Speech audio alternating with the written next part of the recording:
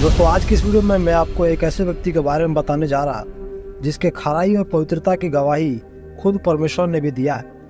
उसके खराई और विश्वास की परीक्षा के दौरान उसे कई दर्दनाक कठिनाइयों से गुजरना पड़ा, लेकिन फिर भी उसने परमेश्वर के विरुद्ध कोई बात नहीं कही। दोस्तों, जिस महान व्यक्ति के बारे में मैंने कहा उसका नाम है अय्यूब, जिसके बारे में विस्तार से आज हम चर्चा करेंगे। पूरी जानकारी के लिए वीडियो के अंत तक बने रहे। आइए वीडियो में आगे बढ़ते हैं।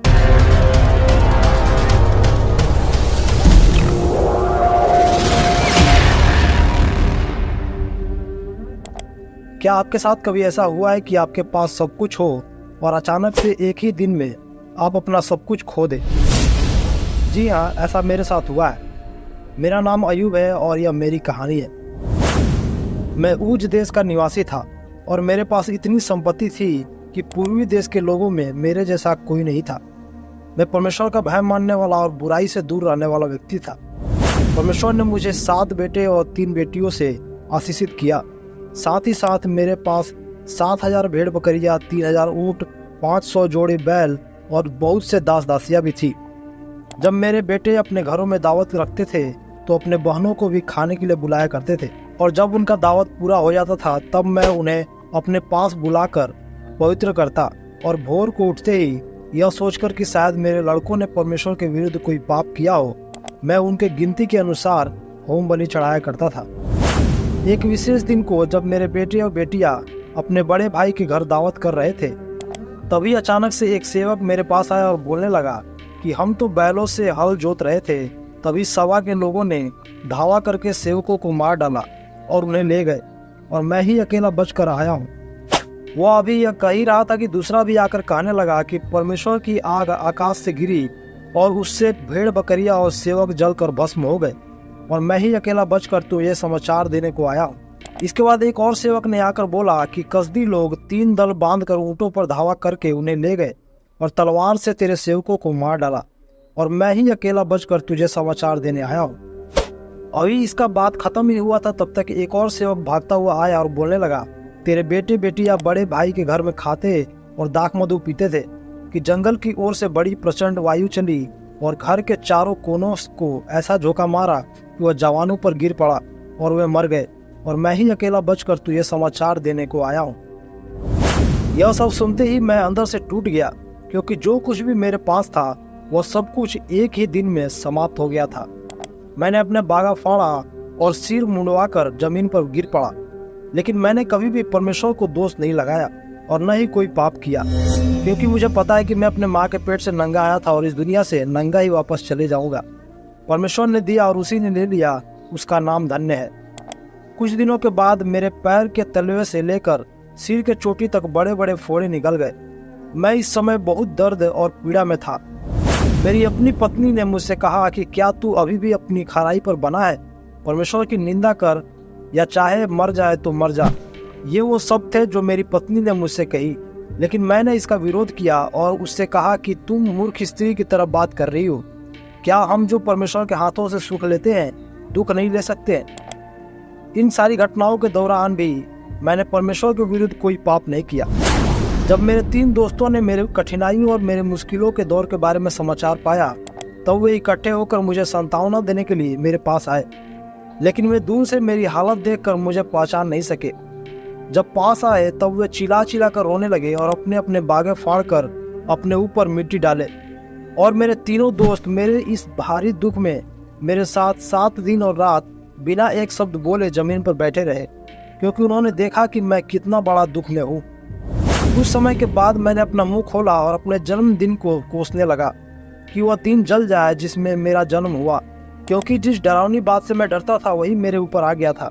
न ही मुझे शांति थी और न ही आराम। मेरे दोस्तों ने इस पीड़ा और दर्द में मुझे संभालने के लिए अपने अपने राय देना शुरू किए। उन्होंने इस विषय पर बात की कि परमेश्वर आखिर लोगों को दुख में क्यों छोड़ देता है।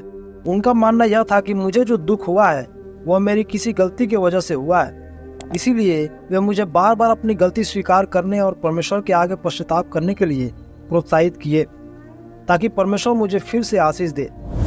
इन सब की राय सुनते सुनते एक समय पर मैं थक गया। मैंने उन्हें बताया कि इसमें कोई संदेह नहीं कि आप सब बहुत ज्ञानी हैं, लेकिन मेरे पास भी ज्ञान की कमी नहीं है।